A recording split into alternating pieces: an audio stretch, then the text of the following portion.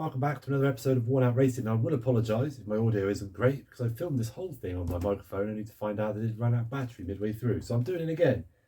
Now, you may be asking yourself why I removed a perfectly lovely piece of carbon fibre, this piece of carbon fibre pipe, and replaced it with a stainless steel pipe. Now, I haven't gone mental, as much as it might seem like I have, but that Dexcraft kit on my Cinquecento is both discontinued and pretty sought after, and I could not bring myself to cut that piece of carbon pipe up. And the reason I had to cut it is because it's actually meant for a sporting, so it actually sits slightly further back in the engine bay because the sporting throttle body's at the back and on an 899 it's at the front. And it sat far too low on my front bumper, and I was always worried if I hit a puddle, I'd suddenly suck up a litre of water and just ruin my day and the subsequent days me trying to fix it. So that's why I did it. At the desired effect, it's now sat up much higher in my engine bay, job done. Now, I didn't drag you here just to watch me change a pipe though on my car, because there are more important things I need to do as well, and that is the very slight running problem on my car, and I'll explain to you what's going to happen in today's episode to fix it. Now, as you know, since I've had the car, there's been loads of random running faults with it, but I've basically been resolving them as I go. Each time I replace something, it just ran better and better. So it's coil packs, O2 sensor, I think there's a couple other bits, crank sensor, things like that, and it's running really good. But then over time, it starts to just get a little bit worse. EML light keeps flashing, starts to misfire, and I think it's just from the plugs getting completely ruined on those two middle cylinders, and it's just something that's not quite right. And there's a theory to three things that it might be, and that's the three we're going to tackle today. So we're going to jump into it and I'll explain what they are. Now, thing one is going to be a compression test using my compression tester. Now, if you're not familiar with a compression test, really all you're trying to do is check how much pressure each of your cylinders is making. If you think it's going to have air forced into it, you don't want any of that leaking out. If your engine's really tired or your head gasket's gone, that compression is going to be pretty low. So all you're really looking for is nice consistent numbers across the board. You'll see me do that in the video in a minute. I really am not looking forward to it. If it is the head gasket, it's not the worst job in the world, but it's not the best job either. So we have to just keep everything crossed. That's not the one it is. Number two is actually my fuel pressure. So all cars will have a optimum fuel pressure that they run at, whether it's a turbo one or a naturally aspirated. Someone genius somewhere will work that out and set it. The Fiat's no different. So in the factory, in the actual throttle body itself is the fuel pressure regulator. When they finish setting it to the optimum amount, they put a big blob of paint on there. It's like a real hard wearing paint, just so you can see that it's set, somebody else doesn't adjust it, etc, etc. Now I can see on mine that paint's been scraped off and that's obviously been twisted around. Now I'm hoping, for good reason, and that somebody did it properly. There's a real possibility though, somebody just cranked it up, hoping to make a bit more power.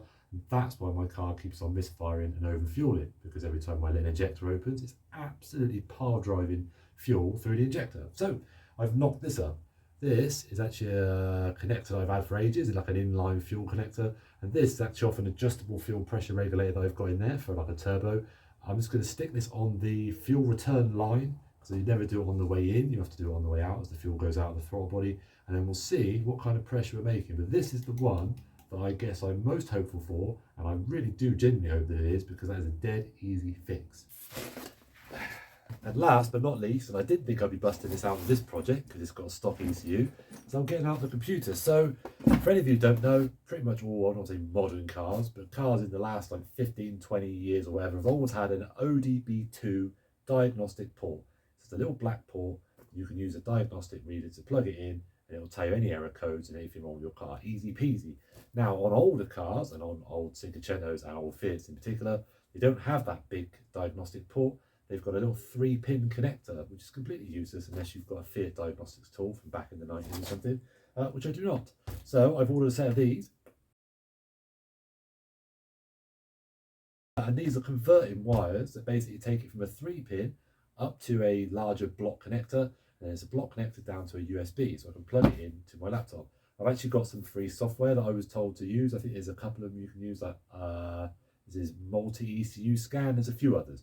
So I'm going to run some error codes on it, check some sensors and see what happens. And fingers crossed again, if checking my fuel pressure doesn't solve it, then I actually have a sensor out or some weird little fault somewhere this is going to pick up. But if it's not any of these three things, I'm at a little bit of a loss, but let's not worry about that for a minute. And if all goes to plan, not only will I fix the car's running fault, but it'll probably make a little bit more power as well, because obviously if it's overfueling, that's not good. And who doesn't want to fix their car and make it faster at the same time? No one. What should we do first? Let's do a compression check. Yeah, compression check. Good idea. Okay, so it's pretty straightforward for this. You just disconnect the crank sensor, like I said before. This means it's not doing any fuel or spark when you're trying to start your car up to do the compression test. And then to start wherever you like. I think I'm starting on 2 and 3 here, just purely because they're the ones I'm most worried about. You just take the spark plug off like you normally would. Find the right size connector on the end of your compression tester, depending on what one you've got. You can get these little rubber fitted push-on ones, but they're not quite as good. And then you crank it over until it gets to the top it's going to get, until the needle stops going up. That is your compression reading. So just dive into this and see what ours is looking like.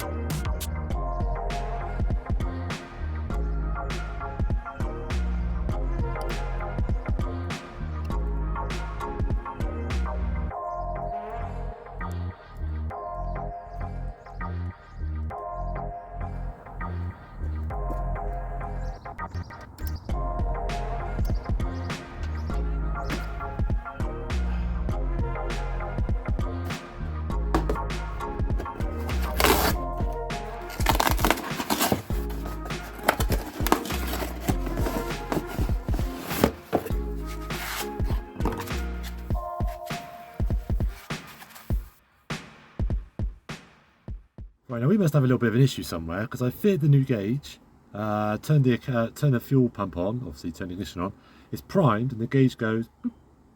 That's it.